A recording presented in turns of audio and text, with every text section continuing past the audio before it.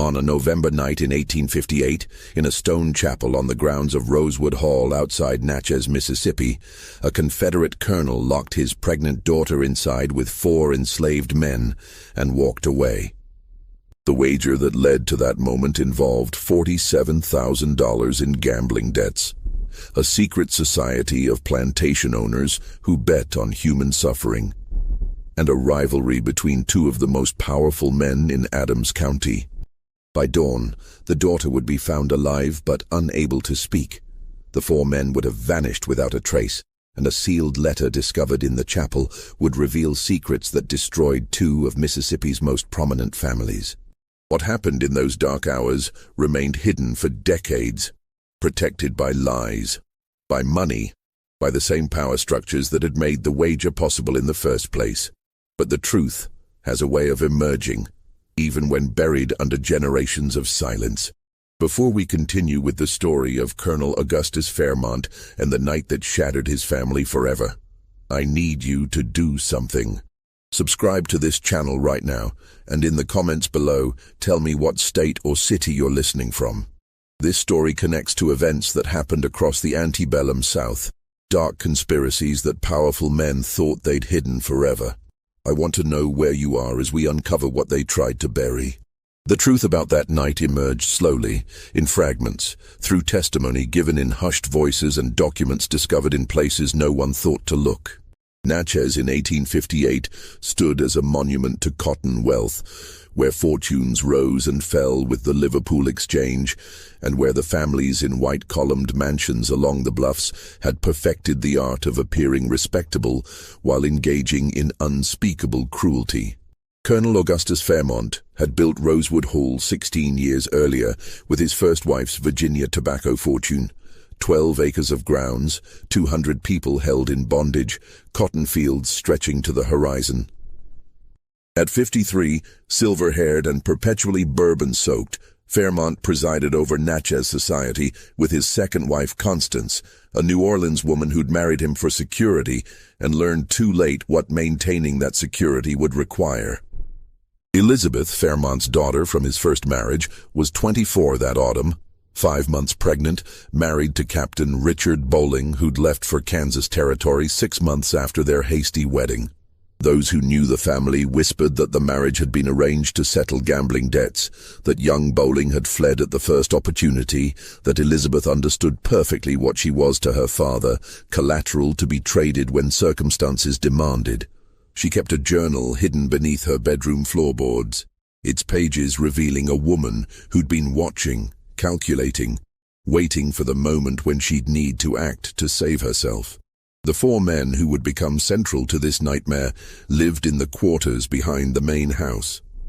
Samuel, 42, worked as head carpenter, his skilled hands building wealth he'd never own. Joshua, 35, manned the forge as blacksmith, still grieving the son sold away 2 years prior. Marcus, 38, managed the stables with quiet competence, making himself invisible to white eyes whenever possible. And Isaac, 47, served as driver and unofficial preacher, his deep voice leading Sunday worship in the clearing the enslaved were permitted for prayer. These 4 men were respected in their community for settling disputes, protecting the vulnerable, teaching reading in secret despite laws forbidding it. They were also the men Fairmont pointed to when demonstrating his humane management, proof, he claimed, that slavery could be benevolent. What Fairmont never realized was how much they hated him, because he'd never bothered to look beyond his own assumptions. The wager itself grew from a secret society called the Magnolia Club, 8 plantation owners who met twice monthly in a back room at the Natchez Hotel to bet on everything from steamboat races to human endurance. They kept a leather-bound ledger documenting every wager, each entry witnessed and verified. For years they'd been betting on human stakes. Which enslaved woman would bear a child first? Which man could pick the most cotton? Which family could be separated without anyone attempting suicide?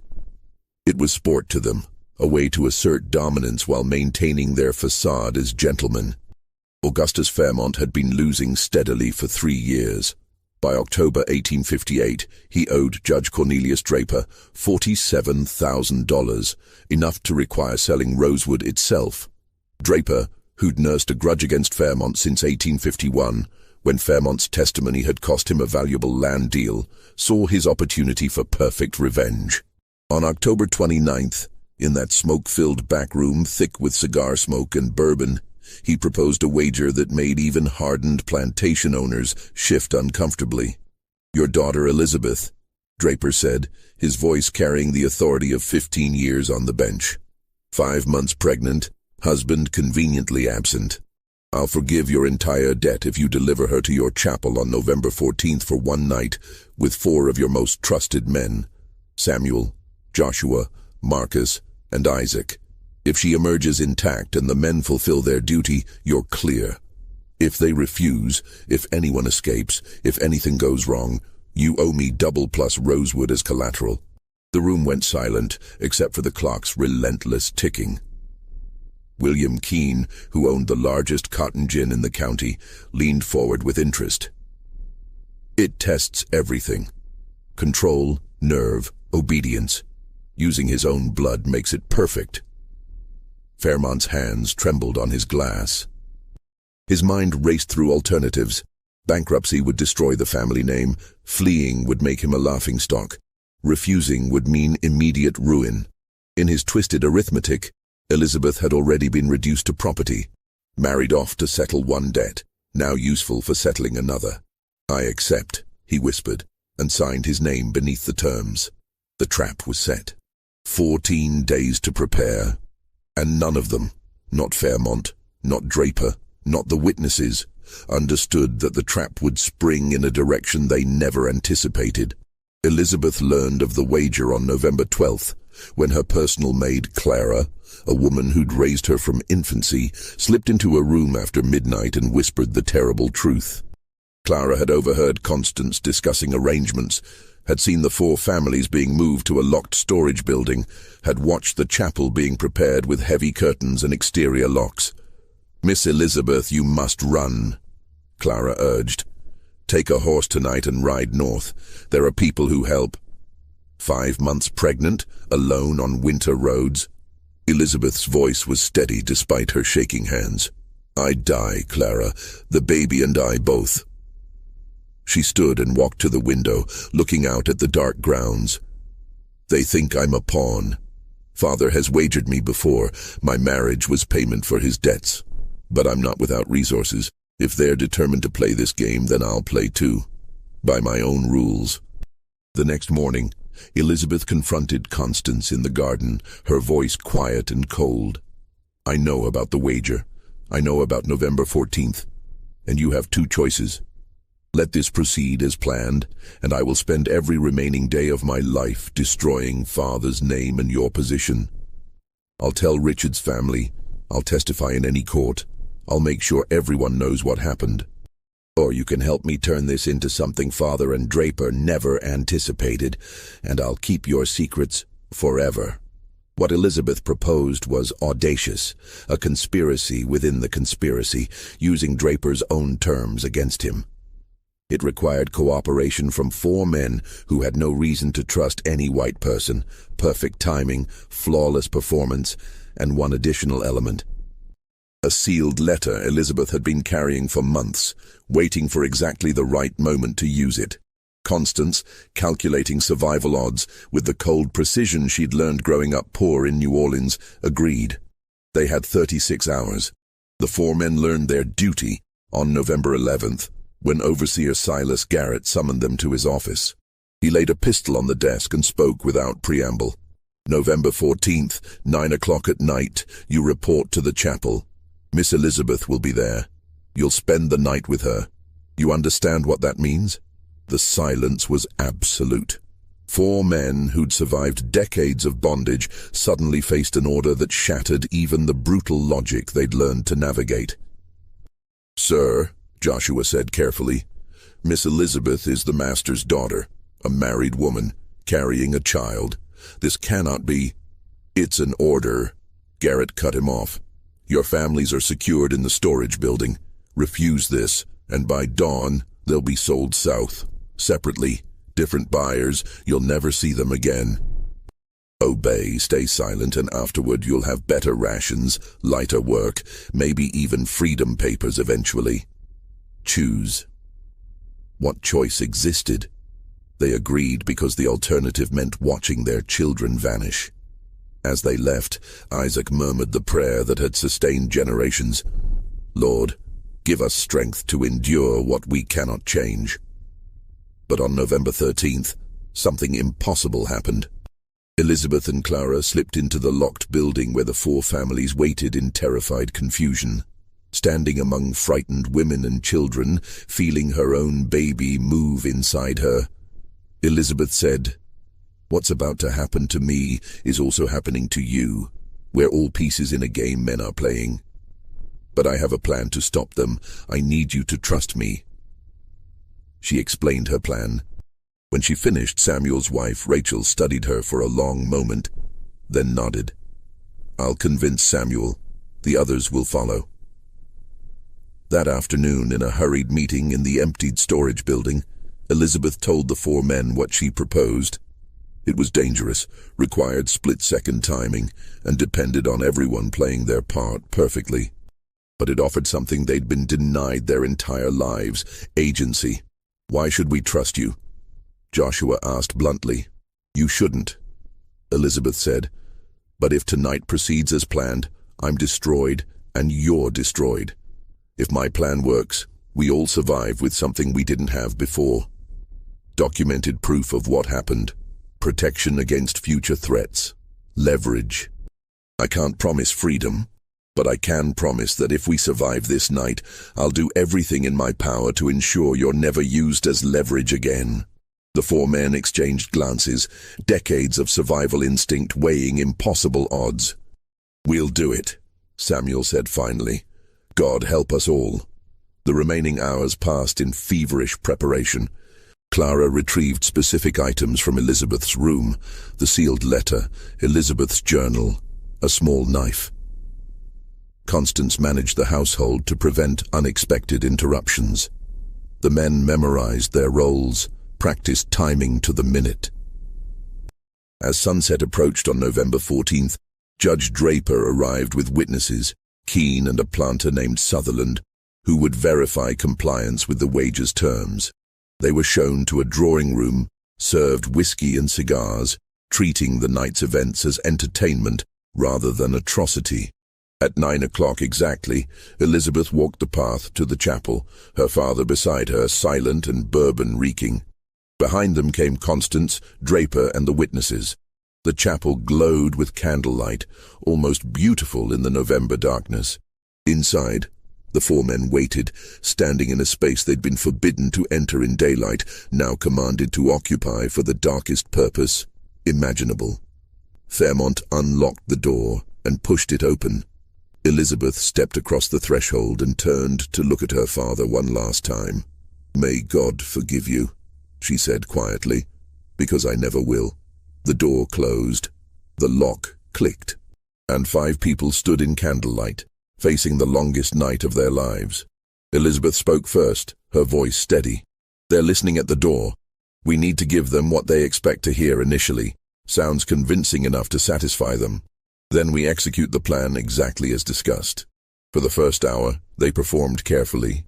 Elizabeth cried out at timed intervals, sounds of distress that could be interpreted as expected.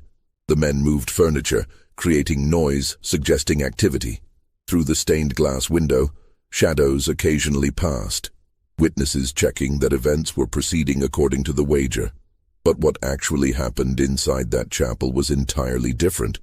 Elizabeth sat on the fainting couch and told the 4 men everything. The complete truth about the wager, her father's debts, the Magnolia Club's ledger of human stakes, Constance's complicity. She explained about the lies being constructed to protect the Fairmont name regardless of what happened that night. "The wager states I must be intact in the morning," Elizabeth said. "They expect violation, proof you followed orders. But the terms specify only the outcome, not what happens during the night. And there's something they don't know, something that changes everything. She pulled out the sealed letter she'd carried for months. This letter contains 2 confessions. The first concerns the child I'm carrying, and it's not my husband's child. The second is about a crime my father committed 15 years ago to hide his own mixed ancestry. Judge Draper has spent years obsessed with bloodlines, trying to prove white purity. This letter will destroy both families, but it will also ensure that if anything happens to any of us, if we're harmed, sold, silenced, this information reaches every newspaper and courthouse in Mississippi. They'll be ruined. Samuel leaned forward intently. What are you saying? I'm saying we're creating mutually assured destruction. By morning, we'll have proof of tonight documented in multiple ways. We'll hide this letter where only we know to find it. If Draper or my father ever threaten you or your families again, the truth goes public. They'll be destroyed. Marcus asked quietly. And what happens to you when dawn comes? Elizabeth's hand rested on her swollen belly. I'm going to play the role they expect. Traumatized, silent, broken. I'll let them believe the night destroyed me, but inside I'll know the truth, and I'll be working to get you to safety. I have contacts in the north, people my real mother knew who work with the Underground Railroad. It will take time, but I will get you out. The hours passed in whispered conversation. They talked about their lives, families, dreams deferred and denied. Elizabeth learned that Samuel could read and write, that he'd been teaching others secretly for years. Joshua spoke of his sold son and nightly prayers to see him again. Marcus described the horses he'd trained, how he could gentle any creature if given patience and time. Isaac recited scripture from memory, his voice carrying weight of faith maintained against all evidence. Around 3 a.m, footsteps approached. Elizabeth quickly arranged herself to appear disheveled, the men positioned around the room. Through the keyhole, someone watched and listened. Then the footsteps retreated. They're satisfied, Elizabeth whispered. They believe we're doing what they expect. As dawn approached, they finalized details. The letter would be hidden in a loose stone behind the altar. Elizabeth would emerge unable to speak, muteness that would excuse her from testimony and questions. The 4 men would disappear that night using routes Isaac knew from years of driving between plantations. What about our families? Samuel asked. Rachel and the others know the plan. At dawn they'll create enough chaos that in the confusion you can slip away. It's dangerous, but staying is more dangerous. At first light, Elizabeth took the small knife and made 3 shallow cuts on her arm, enough to bleed, to leave marks suggesting struggle. She tore her nightgown slightly, mussed her hair further. When they opened that door, she said, I collapse. I don't speak. No matter what they ask or threaten, the ambiguity protects all of us. The men arranged the room to suggest brutality. Overturned furniture, burned down candles, Elizabeth's blood on the couch. They positioned themselves near the door, ready. At exactly 6 o'clock, the lock turned. Judge Draper entered, followed by Keene and Sutherland. Augustus Fairmont stood behind them, face gray, hands shaking. Elizabeth lay on the couch, eyes open but unfocused, blood visible on her arm, body trembling. When Draper spoke her name, she didn't respond. When he demanded she tell them what happened, she stared through him as if he weren't there. Miss Elizabeth, Draper said sharply, you need to speak. Nothing. Not a word. Not a sound. Constance pushed past the men and knelt beside the couch, her performance flawless. Elizabeth, darling, speak to me, please. Still nothing. Draper turned to the 4 men. You fulfilled your duty? Samuel met his eyes steadily. We did what we were told, sir. Exactly what we were told. Perfect. Confirmation without detail, obedience without admission. Draper studied them, then turned back to Elizabeth, still silent and trembling. He looked dissatisfied but couldn't dispute the terms had been met. The wager is settled. Your debt is cleared, Augustus. Fairmont didn't respond, just stared at his daughter with an expression that might have been guilt or calculation, impossible to distinguish. As they carried Elizabeth back to the house, as a doctor was summoned, as Constance began managing the crisis, The four men were escorted to their quarters. They knew, and their wives knew, they had only hours before someone decided eliminating witnesses was safer than letting them live. What happened in the immediate aftermath would be disputed for years. The official story claimed the four men escaped that night, stealing horses and vanishing north. But there were other accounts, whispered in quarters and testified to in depositions, that would surface much later. Some said the men were hunted and killed within days, their bodies hidden in the river. Others claimed they made it to freedom but could never return for their families. The truth, as it emerged over decades, was more complicated than either version. Elizabeth never spoke another word. Medical doctors examined her and found no physical cause for her muteness. Some called it hysteria, others shock. Still others whispered about divine punishment for sins unnamed.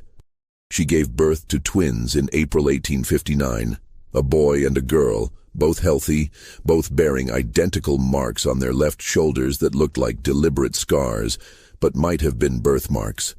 Captain Richard Bowling returned from Kansas Territory in 1860, learned Constance's carefully edited version of events, and promptly divorced Elizabeth on grounds of mental incapacity. She and her children were moved to a small cottage on Rosewood's edge, effectively exiled but still dependent on Fairmont's increasingly strained finances. Augustus Fairmont volunteered for Confederate service in 1861, despite being 56, an age when most men stayed home. Those who knew him said he sought either redemption or death, and didn't care which found him first. He was killed at Shiloh in April 1862, shot through the chest during a tactically pointless charge. His last words, according to the private who held him, were, "Tell Elizabeth I'm sorry." The message was never delivered. Constance survived the war by selling off Rosewood piece by piece, by entertaining Union officers at dinner parties where she pretended to have always sympathized with the North, by doing whatever was necessary to maintain position. The war freed the enslaved people who hadn't already fled, scattering them across Mississippi and beyond. Among them were the four wives and their children, Rachel, Samuel's wife, and the others, who disappeared into the chaos of Reconstruction. Whether they ever reunited with their husbands remained unknown to Natchez society. Judge Cornelius Draper served as Confederate military judge until 1864, when his plantation was burned by formerly enslaved men who joined Union forces. Draper survived but was left with burns across half his face. He became a recluse, living in his damaged mansion, emerging only for necessary business, his scarred face hidden behind a black silk mask. His obsession with genealogical research intensified to the point of mania, spending days in courthouses tracing bloodlines with feverish precision, searching for something he never quite found. The other Magnolia Club members fared no better. Keene lost 2 sons at Vicksburg and his cotton gin to a mysterious fire in 1865. He drank himself to death by 1867. Sutherland was found in the Mississippi River in 1866, his body weighted with chains in what was ruled suicide but looked like murder. 3 other members died before 1870. Yellow fever, a fall from a horse, complications from what doctors called nervous exhaustion. By 1870, only Draper remained alive from the group that had witnessed Fairmont's signature in the ledger, and the ledger itself had vanished. Some said Constance destroyed it. Others claimed it was stolen during Union occupation. Rumors persisted that it had been taken by someone who planned to use it as evidence if the right moment came. Elizabeth's twins, Sarah and Thomas, grew up in that cottage, hearing their mother's pen scratch across paper every night, seeing her lips move as if speaking words only she could hear. They learned that their mother's silence wasn't absence but presence, constant testimony to something so terrible it could only be witnessed, not spoken. Just when we thought the story ended with silence and scattered survivors, something extraordinary happened in 1871 that would change everything. If this story is gripping you, if you want to know what happened next, hit that like button right now and share this video with someone who loves dark historical mysteries. Subscribe and turn on notifications, because what happened next proves that sometimes justice takes decades but never dies completely. Let's discover together what emerged from 13 years of silence. In spring of 1871, when Sarah was 12 and Thomas 11, a man appeared at their cottage door. He was black, in his 50s, well-dressed, carrying papers identifying him as a freedman named Samuel Garrison. He asked to speak with Elizabeth, and when she appeared, he said simply, "Miss Elizabeth, I've come to tell you we kept our promise too." Elizabeth, who hadn't reacted visibly to another human being in 13 years, embraced him and wept. Over the following week, Samuel told the twins what their mother couldn't speak. He told them about the wager, the night in the chapel, the conspiracy that had saved all their lives. He told them all 4 men had made it north, that they'd worked for years to earn money to return, that they'd spent the last decade searching for the families they'd been forced to leave behind. "Your mother saved our lives," Samuel said. "We spent 13 years making sure we could honor that debt. We couldn't come back during the war, too dangerous. But now, with Reconstruction, we can finally do what we promised." He showed them documents, papers proving he and the others had purchased land in Ohio, had established a community for formerly enslaved people, had created networks helping refugees from the South. He told them Joshua had found his souled son, that Marcus had started a horse training business, that Isaac had become a minister to a mixed congregation. "We never forgot what happened in that chapel," Samuel said. "We never forgot that your mother chose to trust us when she had no reason to. If you ever need help, if you ever need a place to go, you have family waiting in Ohio." Elizabeth listened with tears streaming down her face, then picked up pen and paper and wrote, "Thank you for coming back. Thank you for surviving. Thank you for remembering." Samuel stayed a month, helping repair the cottage, teaching Thomas carpentry, bringing news from beyond Mississippi. Before leaving, he gave Elizabeth a small locked box. "Inside, this is everything we documented from that night. The letter you wrote, copies of testimony we gave to a northern lawyer, affidavits from people who knew what happened. We kept it safe because we knew someday it might be needed. If anyone ever threatens you or your children, you have proof." After Samuel returned to Ohio, Elizabeth began teaching, both black and white children, though mostly black, in her cottage. She used the connections Samuel provided to help formerly enslaved people navigate Reconstruction's complicated bureaucracy. Constance, watching from the main house, was torn between horror and admiration at what her stepdaughter had become. In 1873, Elizabeth did something unexpected. She took her children to a lawyer, a northern transplant named Harrison Fletcher, who specialized in Reconstruction cases. In writing, she said she wanted to file charges against Judge Draper and her father's estate for conspiracy, kidnapping, and attempted assault. Fletcher was stunned. "Mrs. Bowling, these charges will be nearly impossible to prosecute. Judge Draper has considerable influence. Your father's estate is politically connected through your stepmother. Most witnesses are dead. And you forgive me, but without verbal testimony." Elizabeth handed him the locked box. Inside were Samuel's documents, the letter she'd hidden and later retrieved, testimony from the 4 men given to northern authorities, and her own journals. 13 years of written testimony describing not just that night, but the entire system that had made it possible. Fletcher read through the materials with growing astonishment. "This is explosive. If even half this is introduced into evidence, it destroys several prominent families. But you understand the risks?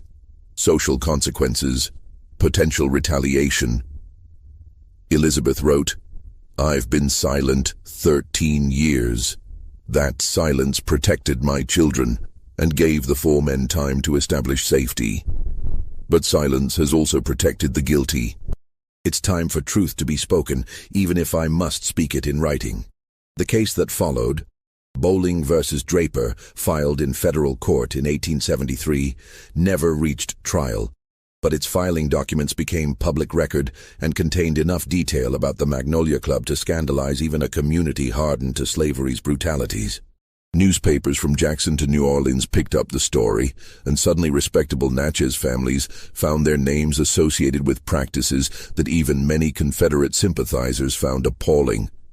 Judge Draper, now 73 and still hiding behind his silk mask, hired lawyers to suppress the case.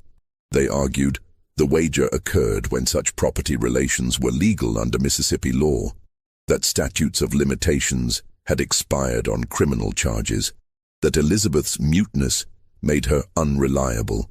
More quietly, they suggested her written testimony might have been fabricated by radical Reconstructionists seeking to defame respected Southern families.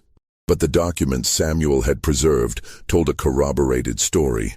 Testimony from living witnesses, physical evidence, a chain of documentation difficult to dismiss.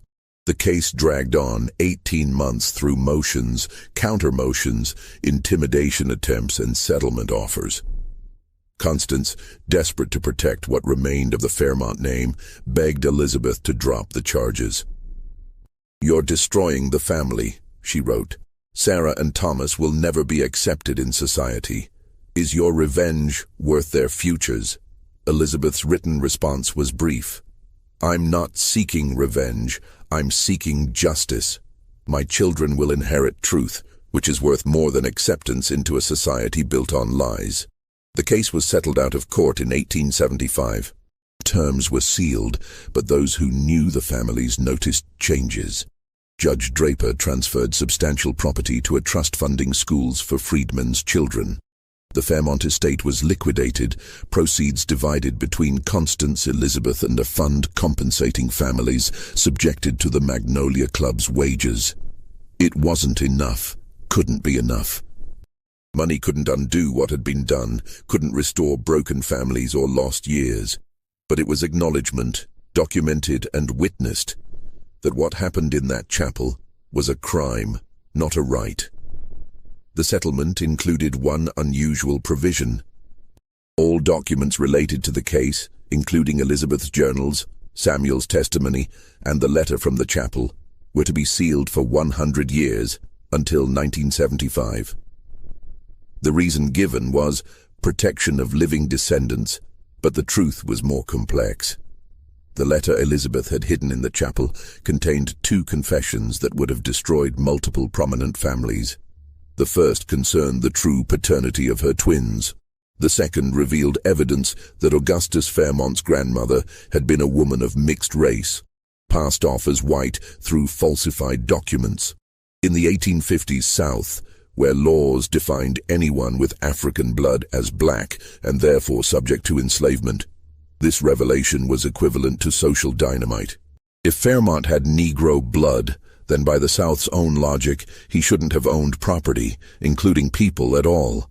His marriages would have been illegal, his children illegitimate. Judge Draper had discovered hints of this truth in his genealogical research. That's why he'd proposed the wager. He wanted to prove Fairmont's bloodline was tainted, to create a situation where the truth would emerge. But Elizabeth had outmaneuvered them both. Her letter revealed she'd known about her father's ancestry for years.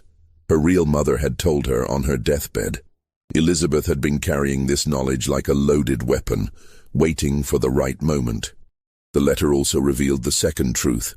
The children Elizabeth carried weren't her husband's.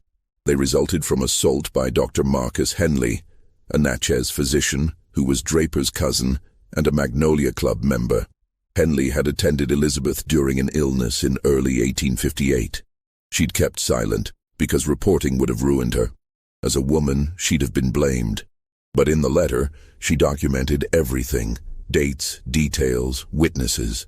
This revelation transformed the entire wager. Draper had inadvertently set up exposure of his own cousin's crime. If the twins showed features that proved Fairmont's mixed ancestry, Elizabeth could reveal those features came from Henley's assault, not from anything in the chapel or Fairmont's bloodline. Draper would be forced to either admit his cousin was a rapist or admit his genealogical theories were wrong. It was a perfect trap, built while everyone underestimated her. The sealed documents also contained Constance's statement, added in 1876. In it, she confessed her role in the wages planning, her betrayal of her stepdaughter, her reasons for ultimately helping Elizabeth's counterplan. "I participated in evil," Constance wrote, "because I believed my survival depended on it.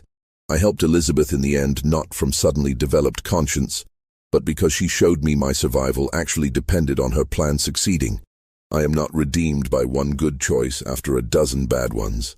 I am simply a woman who learned too late that the system I benefited from would eventually devour me too." Constance died in 1881, having lived her final years in a small Natchez house, supported by settlement income. She was buried in the Fairmont family plot, though local society largely shunned her funeral. Fewer than a dozen mourners attended, most of them formerly enslaved people she'd employed in her last years. Judge Draper died in 1877, 2 years after the settlement, his final months consumed by morphine addiction. His last words, according to his attending doctor, were, "The ledger. Destroy the ledger." But the Magnolia Club's ledger was never found. In the years following the settlement, strange events began occurring that suggested the Magnolia Club's legacy wasn't finished. In 1878, William Keene's son, who'd inherited what remained of the family property, was found dead in his study, an apparent suicide. He'd left a note saying only, "The sins of the fathers." The same year, Sutherland's nephew died in a hunting accident that witnesses said looked more like murder than mishap. By 1880, 7 men connected to the original Magnolia Club members had died under suspicious circumstances. Some were ruled accidents, some suicides, one murder by unknown assailant. Natchez society whispered about a curse, about divine retribution, about the wages of sin visited upon children and grandchildren. The truth was simpler and more human. In 1882, a deathbed confession from a man named Abraham, who'd been enslaved by Judge Draper and freed during the war, revealed that he'd been systematically tracking down and killing members of the Magnolia Club and their descendants. He'd kept the club's ledger, stolen from Draper's study during the war, and had spent 15 years using it to identify everyone involved in the human wages, then making them pay. "I killed 11 men," Abraham confessed to the minister attending him. 11 men who either participated in those wages or who inherited fortunes built on them and refused to make amends. "I'm not sorry. I'd do it again. Let God judge me as he will, but I couldn't let them live in peace while my people's suffering was forgotten." The confession was suppressed. Local authorities didn't want to admit that a freedman had been murdering prominent white men for years without detection.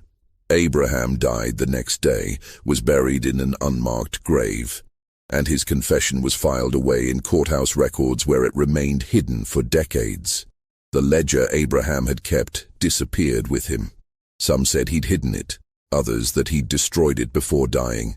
But rumors persisted that it existed somewhere, that it documented not just the Fairmont Draper wager, but 237 other human stakes made between 1847 and 1865, implicating 53 prominent Southern families. Elizabeth lived until 1899, dying at 65. She never spoke another word aloud, but her written words filled hundreds of journals. Her school grew, eventually merging with other Reconstruction-era schools to become part of the foundation for black education in Mississippi. Sarah and Thomas both became teachers, carrying forward their mother's work. In 1897, 2 years before Elizabeth's death, Isaac appeared at her home, the preacher from that night, now 76 and walking with a cane. He'd traveled from Ohio to see Elizabeth one last time, to tell her all 4 men had lived to see their children educated, their grandchildren born free, their communities established. "We never forgot you," Isaac said, sitting in Elizabeth's parlor while Sarah served tea. "We never forgot what you did, what you risked. We've told the story to our children and grandchildren, passed it down so they'll know that in the darkest moment, a white woman chose to be human. That's worth remembering." Elizabeth wrote her response. "I didn't save you. We saved each other." That's what should be remembered. Not that one person was heroic, but that in impossible circumstances, people on different sides of an evil system chose to see each other's humanity. That's the only way anything changes. When Elizabeth died in 1899, she was buried next to her mother in a recently integrated cemetery. Her headstone bore a simple inscription: Elizabeth Fairmont Bowling, 1834-1899.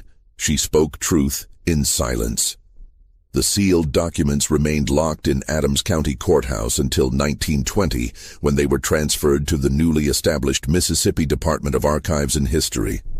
The 100-year seal meant they wouldn't be opened until 1975, but even sealed, they exerted influence.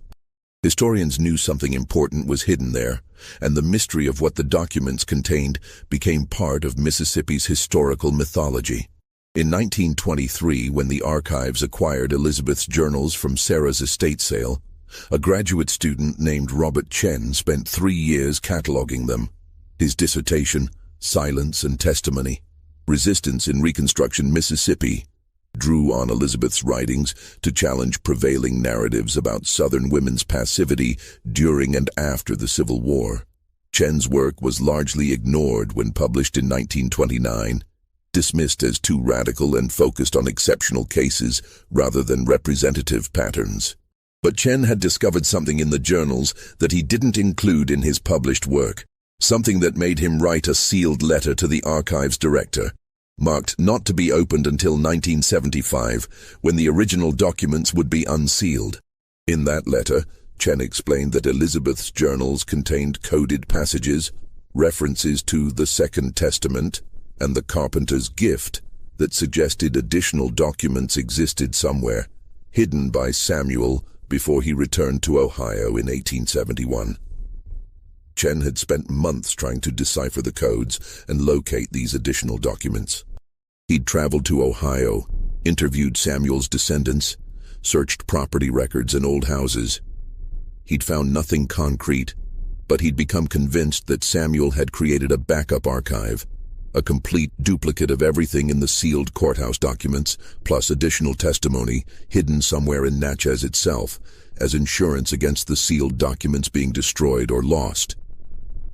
I believe, Chen wrote in his sealed letter, that Samuel Garrison was too careful, too thorough, to trust that one sealed box in one courthouse would survive 100 years. He knew that powerful people would want those documents destroyed. So he created insurance, a second archive, hidden in a location that would be revealed only when the first archive was opened. Elizabeth's journals contain clues to this location, but I could not solve them in the time I had. Perhaps future researchers, with the full documents available in 1975, will succeed where I failed. Chen died in 1945, having spent his final years teaching at a small Negro college in Georgia, his dissertation long forgotten by mainstream historians. His sealed letter remained in the archives, unknown to anyone except the director who'd received it, and who died himself in 1938 without telling anyone about it. Meanwhile, in the late 1920s and early 1930s, something strange began happening to the descendants of the Magnolia Club families. A series of anonymous letters appeared, each containing a single page, photocopied from what appeared to be the missing ledger. Each letter was addressed to a specific descendant and contained an entry describing a wager their ancestor had participated in, complete with names, dates, amounts, and outcomes described in cold, precise language. The letters included no demands, no threats, just the documentation itself, and a single typed line at the bottom. The truth is patient. It can wait. Nobody knew who was sending the letters. Some recipients burned them immediately, terrified of what they revealed. Others kept them hidden, afraid to destroy them, but equally afraid to acknowledge them. A few, a very few, tried to investigate, hiring private detectives to trace the letters' origin. Every investigation led nowhere. The letters stopped in 1935 as mysteriously as they'd begun. By then, pages from the ledger had reached 47 different people across 7 states. Some of these people were prominent: a Mississippi congressman, a Louisiana judge, a wealthy Alabama planter. Others were ordinary citizens living quiet lives, unaware until the letters arrived that their family fortunes had been built on documented human wages. The letters had an effect that their sender, whoever it was, likely intended.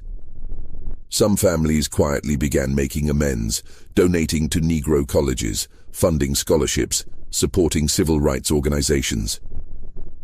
Others doubled down on denial, burning family papers, suppressing documents, threatening anyone who asked too many questions about their ancestors. In 1938, a historian named Margaret Crawford attempted to write a comprehensive history of the Magnolia Club based on the letter fragments and other sources. She'd interviewed dozens of people, compiled copies of the ledger pages that recipients were willing to share, cross-referenced them with other historical documents. Her manuscript, titled Wagers in Human Flesh, The Magnolia Club, and Systematic Cruelty in Antebellum Mississippi, was completed in 1940. No publisher would touch it. Crawford sent the manuscript to 23 different presses over the course of 4 years. All rejected it, most without explanation. 2 editors wrote back saying frankly that the material was too inflammatory, that publishing it would invite lawsuits from powerful families, that the scholarly community wasn't ready for this kind of historical reckoning.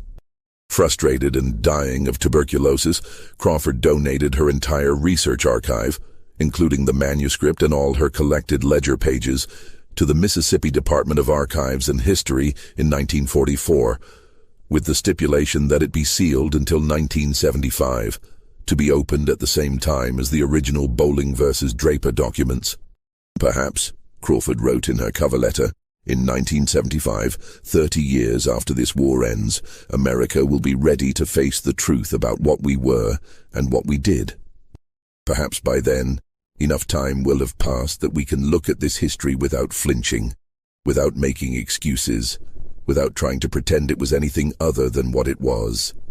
Systematic, documented, witnessed cruelty, treated as entertainment by men who considered themselves gentlemen. Crawford died in 1945, her work unpublished, her name forgotten, but her archive joined the growing collection of sealed documents waiting for 1975, adding yet another layer to the mystery of what would be revealed when the seals were finally broken. By the late 1940s, the sealed documents had taken on an almost mythical quality in Mississippi historical circles. Everyone knew something important was hidden there. Rumors circulated about what the documents might contain. Some said evidence of murders, others claimed proof of widespread corruption. Still others whispered about scandals that would destroy half the old families in the state. The truth, waiting patiently in those sealed boxes, was both simpler and more profound than the rumors suggested. It wasn't about individual scandals or spectacular crimes. It was about a system, documented, witnessed, recorded by its perpetrators, and about the people who'd resisted it, survived it, testified against it, despite impossible odds. In 1947, an elderly black woman named Grace Henderson walked into the Mississippi archives and asked to speak with the director. She identified herself as the granddaughter of Marcus, the stable manager from Rosewood Hall. She carried a small wooden box, worn smooth by decades of handling. "My grandfather gave this to my mother before he died in 1903, Grace explained. "She gave it to me in 1920 with instructions to bring it here in 1947, exactly 90 years after the events it describes. Inside are his personal papers, his testimony about the night of November 14, 1858, letters from the other 3 men, and documents about what happened to them after they reached Ohio. My grandfather wanted this to be added to the sealed archive to ensure that when 1975 comes, the complete truth is available." The director accepted the box and added it to the sealed collection. Grace asked only one question before leaving. "Will people understand, when they finally read all of this, what it cost? Will they understand that survival itself was resistance, that keeping these testimonies alive for 100 years was its own kind of victory?" The director had no answer. Grace nodded as if she'd expected that and left. She died 2 years later, having fulfilled the obligation her grandfather had passed down through 2 generations. Between 1947 and 1950, 3 more descendants came forward with materials to add to the sealed archive. Joshua's great-grandson brought letters describing the search for his sold son and their eventual reunion in Ohio. Isaac's granddaughter contributed a copy of sermons Isaac had preached, comparing the chapel conspiracy to biblical stories of resistance and survival. And Sarah Bolling's daughter, Elizabeth's granddaughter, donated the last of Elizabeth's journals, ones even more detailed than those already in the archives, describing not just the night in the chapel, but the years of preparation leading up to it and the decades of work that followed. Each edition made the sealed archive more complete, more powerful, more dangerous to those who still wanted the past buried, and each edition increased the anticipation for 1975, when everything would finally be revealed. But something else was happening in those post-war years that would change how the documents would eventually be received. The civil rights movement was gaining strength, challenging the same power structures that had protected the Magnolia Club members a century earlier. Young people, black and white, were beginning to ask harder questions about Southern history, refusing to accept the comfortable myths about benevolent slavery and lost cause nobility. The sealed documents, waiting patiently in their boxes, were about to become relevant in ways their creators couldn't have anticipated. They weren't just historical curiosities. They were evidence, proof that the cruelties of slavery had been systematic, documented, witnessed, and protected by respectable society. Proof that resistance had always existed. Proof that truth, no matter how long suppressed, eventually finds its way into the light. Just when we thought this story would have to wait until 1975 to conclude, something happened in 1949 that brought it roaring back into the present and revealed secrets that no one anticipated. If you're still with me, if this story has its hooks in you, hit that like button and share this video. Subscribe and turn on notifications, because what happened next proves that some conspiracies take a century to fully unfold. Let's discover the final truth together. In August 1949, Rosewood Hall, abandoned since Constance's death in 1881, slowly collapsing under kudzu and weather, finally gave way. The main structure's roof caved in during a summer storm, and the Natchez City Council, concerned about liability and historical preservation, authorized a survey of the ruins before deciding whether to demolish or stabilize what remained. The survey team, led by an architect named Thomas Whitfield and including a young historian named Dorothy Keene, spent 3 weeks documenting the property. On the final day, while photographing the chapel ruins, the stone walls still standing though the roof had long since collapsed, Keene noticed something odd about the altar platform. The stones didn't quite fit together properly, and there appeared to be a hollow space beneath. Whitfield brought in equipment to carefully lift the altar stone. Beneath it, in a sealed iron box wrapped in oilcloth, they found a leather-bound book and a collection of papers that had been protected from moisture and decay for 91 years. The leather-bound book was the Magnolia Club's complete ledger, all 237 wagers documented in meticulous detail from 1847 to 1865. 53 plantation owners' names appeared in its pages, describing wagers that ranged from cruel to incomprehensibly monstrous. The entries were written in different hands, suggesting each member had recorded their own wagers, witnessed by others. The clinical language made it worse somehow. Human suffering described with the same precision used for recording crop yields or livestock sales. The papers with it included Samuel's personal testimony, written in 1871 before he returned to Ohio, describing not just the night in the chapel, but what he'd witnessed during his years at Rosewood, other wagers Fairmont had participated in, other atrocities he'd been forced to witness or participate in. Samuel had also included a letter explaining why he'd hidden these documents here rather than sending them to the courthouse with the other sealed materials.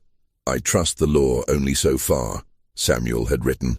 "I trust that the documents in the courthouse will survive because powerful people know they exist and will guard them until the appointed time, if only to prevent them from being opened early."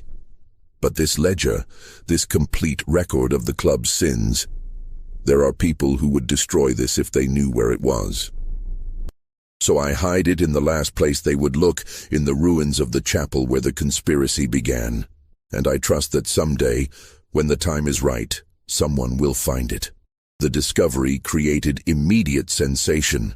The Natchez newspapers ran front-page stories. Within days, national papers picked it up. Historians descended on Natchez, demanding access to the ledger, to the survey team's findings, to everything. The archive's director, a man named James Thornton who'd held the position since 1946, made a decision that was controversial, but, in retrospect, wise. He had the ledger and Samuel's papers sealed immediately and added to the collection waiting for 1975. But before sealing them, he authorized a complete photographic reproduction of the entire ledger, with one copy to be made immediately available to researchers and another to be added to the sealed archive. The original must be preserved with the other documents, Thornton announced at a press conference. They belong together, part of the same story.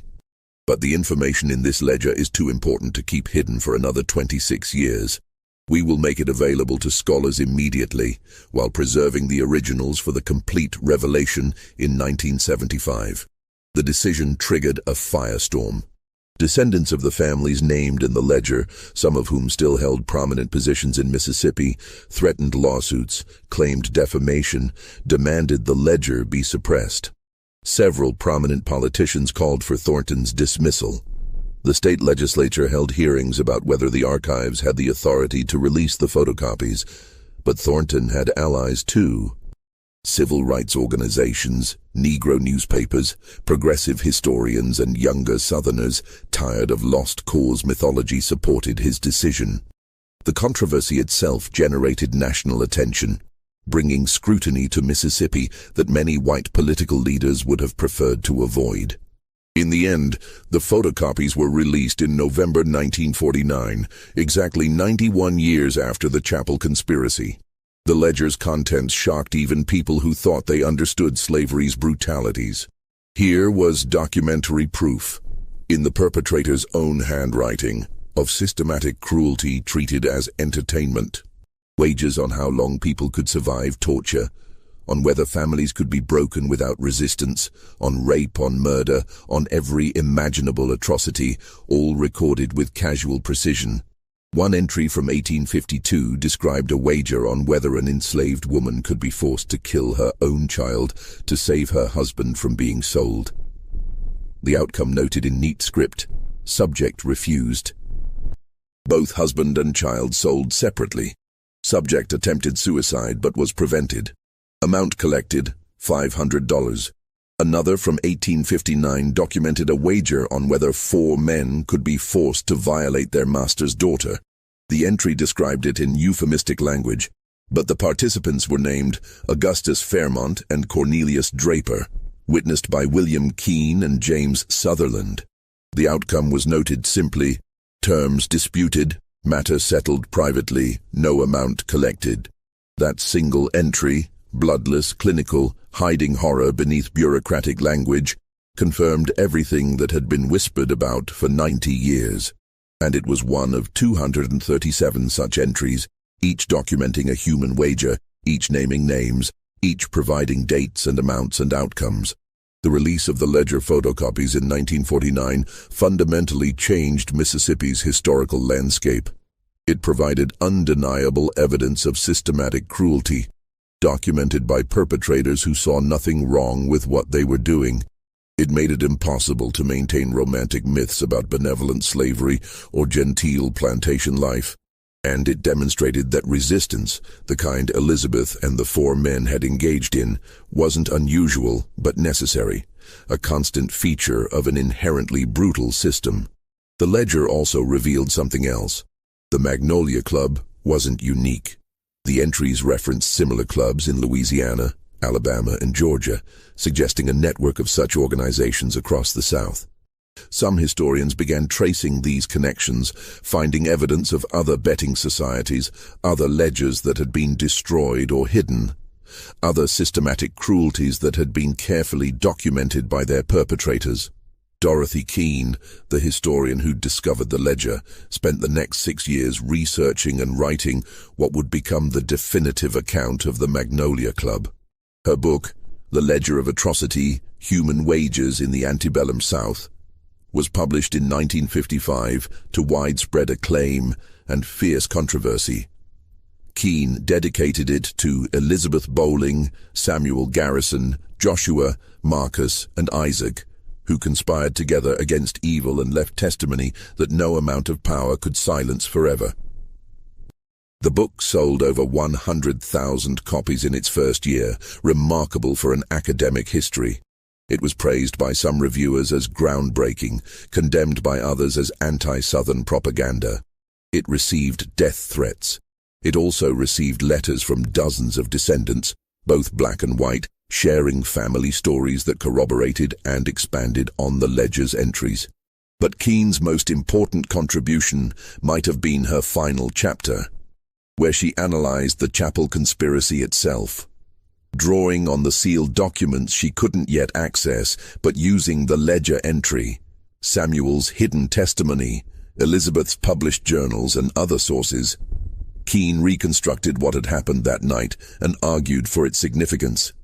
The conspiracy in Rosewood Chapel, Keene wrote, represents something more profound than individual acts of resistance.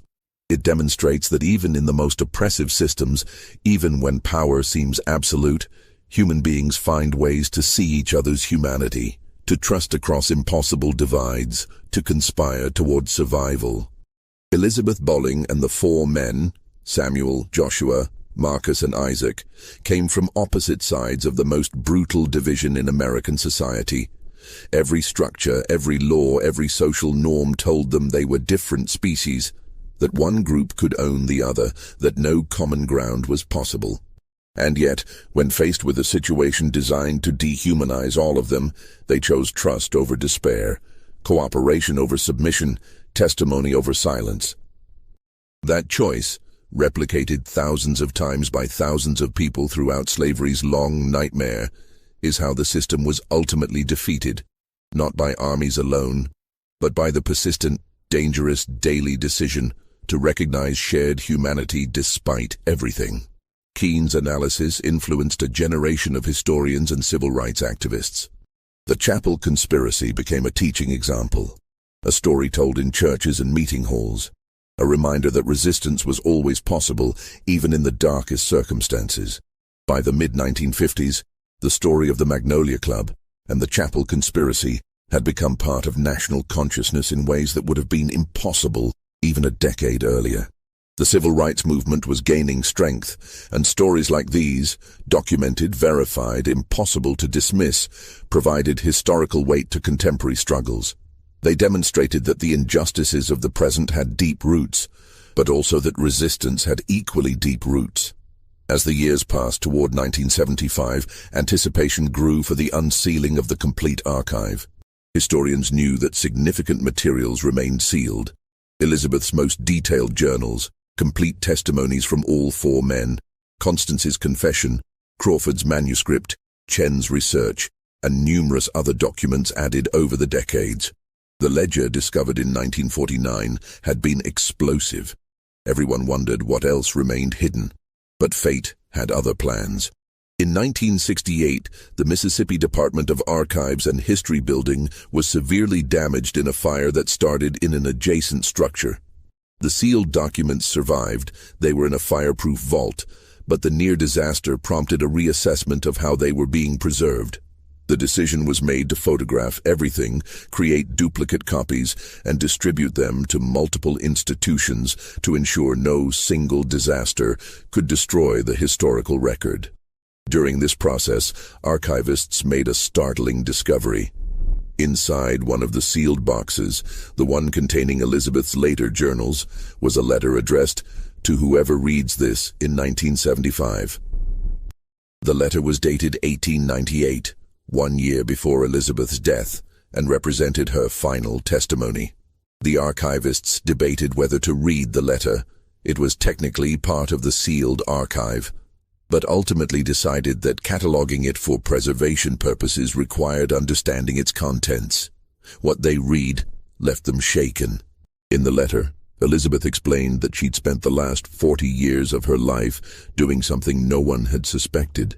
Using the settlement money from the 1875 case, using donations from sympathetic Northerners, using every resource she could access. She'd been systematically purchasing the freedom of people who'd been wagered by the Magnolia Club. Not the enslaved people themselves. They'd been freed by the war, but their descendants who'd been left landless and destitute. Elizabeth had bought land in Ohio, Illinois, and Kansas. She'd transferred titles to families descended from people named in the ledger. She'd paid for educations, funded businesses, provided startup capital for farms. She'd done all of this anonymously through lawyers and intermediaries because she knew that if her identity was known, the gifts would be rejected or the recipients would be endangered. "I couldn't undo what was done," Elizabeth wrote in her 1898 letter. "I couldn't bring back the dead, couldn't erase the trauma, couldn't restore the years stolen. But I could do something. I could take the money that came from my silence, the settlement that was paid to keep the truth partially hidden, and use it to help build futures for people whose pasts had been destroyed. I have used every penny of my portion of the settlement for this purpose. Not from guilt, though I have plenty of that. Not from pity, which would be an insult, but from recognition that my survival and theirs were intertwined, that the conspiracy we began in that chapel in 1858 didn't end that night. It continued for 40 years, transformed from a desperate act of survival into a deliberate campaign to redistribute stolen wealth back to those it was stolen from." Elizabeth's letter included detailed records of every purchase, every land transfer, every scholarship funded. She'd helped 147 families over 4 decades, spending nearly $80,000, an enormous sum representing essentially all the money she'd received from the settlement. She'd lived simply in her cottage, teaching in her small school, devoting everything else to this secret redistribution. "When you read this in 1975, Elizabeth concluded her letter, you will likely see me as a figure from ancient history, my world and its concerns as remote as the Roman Empire. But I hope you will understand that the questions we faced, how to resist oppression, how to see each other's humanity across artificial divisions, how to make amends for wrongs that cannot be undone, how to build justice from the ruins of injustice. These questions do not age. They are your questions too, in different forms perhaps, but fundamentally the same. I don't know what world you live in. I hope it's better than mine. But if it isn't, if you still struggle with inequality and cruelty and systems that treat some people as less than human, then remember what we did in that chapel. We trusted each other when trust seemed impossible. We conspired together when conspiracy meant risking everything. We testified to truth even when silence would have been safer. And we survived. That's all I can offer you across these decades, the knowledge that resistance is possible, that change is possible, that humanity persists even in the most inhuman circumstances. Use that knowledge however you need to. And when your own dark night comes, and it will come in one form or another, remember that you are not the first to face it, and others before you found ways to survive, and even, sometimes, to win. The archivists who read this letter in 1968 were moved enough to petition for early release of the complete archive.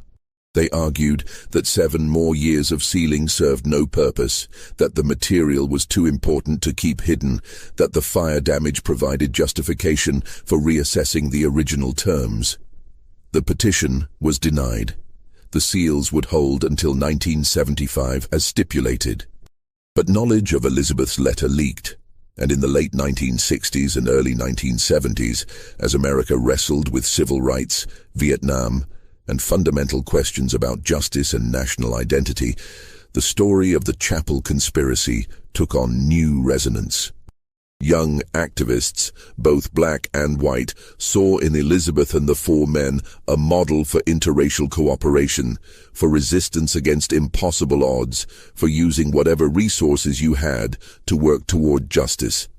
The fact that Elizabeth had spent 40 years redistributing wealth to descendants of the Magnolia Club's victims resonated powerfully in debates about reparations and economic justice.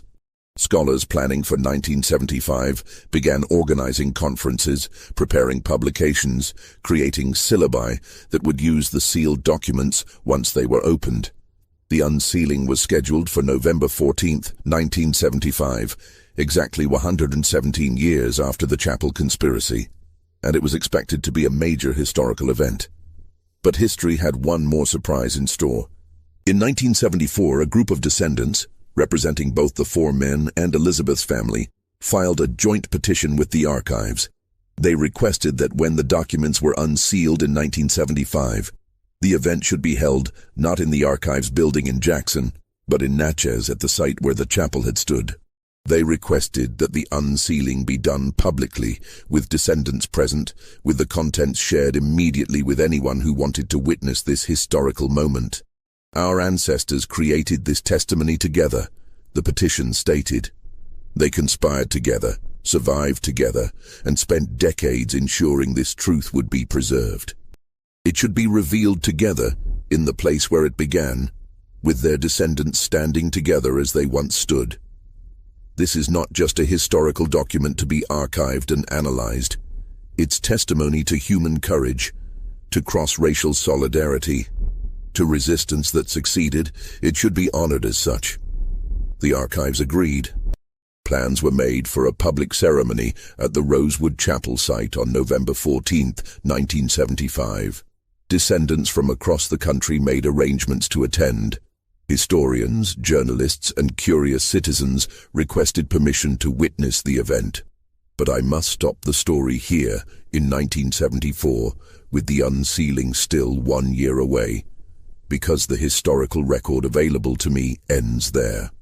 I've told you everything that can be known about the Chapel conspiracy, from documents, testimonies, and records that exist up to 1950. What happened at the 1975 unsealing, what additional revelations the complete archive contained, what impact it had.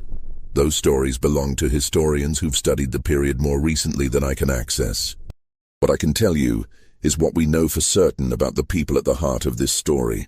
Elizabeth Bowling died in 1899, having never spoken another word aloud after November 14, 1858. But her written words, journals, letters, legal testimony, filled thousands of pages. She taught hundreds of children in her cottage school. She redistributed a fortune to families whose ancestors had been wagered like poker chips. She raised twins who became teachers and activists in their own right. Her 40-year silence was the loudest testimony possible, a daily reminder that some horrors are so profound they render speech inadequate, and that sometimes the most powerful response to violence is simply to survive it, document it, and spend your remaining years working to ensure it never happens again. Samuel, Joshua, Marcus, and Isaac, four men whose last names we learned only from their descendants, four men who'd been denied even the basic human dignity of family names, escaped to Ohio and built lives in freedom. They found separated family members or created new families. They bought land, established businesses, educated their children. They spent decades searching for the wives and children they'd been forced to leave behind in that November chaos, and at least some of those searches succeeded. They passed down the story of the Chapel conspiracy, ensuring their descendants knew what had happened, what it had cost, what it had meant. Constance Fairmont lived long enough to write a confession that acknowledged her complicity, her betrayal, her eventual choice to help rather than hinder. It wasn't redemption, she knew that, but it was truth. She died isolated from the society she'd sacrificed so much to join, supported in her last years by people she'd once considered property, learning too late that there is no safety in systems built on cruelty. Augustus Fairmont died in a muddy field at Shiloh, far from the cotton fields and the mansion and the daughter he'd betrayed. His last words were an apology that never reached its intended recipient. His legacy was the ledger entry in his own hand, documenting his willingness to wager his daughter's body to clear a gambling debt. Judge Cornelius Draper lived behind a silk mask, scarred and reclusive, his genealogical obsessions having led only to his own exposure and ruin. He spent his final years seeking to destroy evidence of his crimes, and he failed. The ledger survived. The testimony survived. The truth survived. What do you think of this story? Do you believe justice was served, even partially, even after so much time?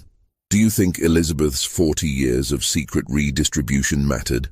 Do you think the four men's survival and the passing down of their story mattered? Leave your comment below and tell me. If this story has affected you, if it's made you think about resistance, about testimony, about how we reckon with the past, then subscribe to this channel right now. Hit that notification bell so you never miss stories like this one. Stories about ordinary people facing extraordinary evil, about conspiracies that challenged power, about truth that refused to stay buried. Share this video with someone who needs to hear it. These stories shape how we understand ourselves, our history, our possibilities. The more people who know them, the better chance we have of learning from them. The documents were unsealed in 1975. The complete truth was finally revealed. And the descendants of those 5 people who conspired together in a stone chapel on a November night in 1858 stood together again, 117 years later, to witness what their ancestors' courage and testimony had preserved. The conspiracy succeeded, the truth survived, and we are still, all these generations later, learning what it means.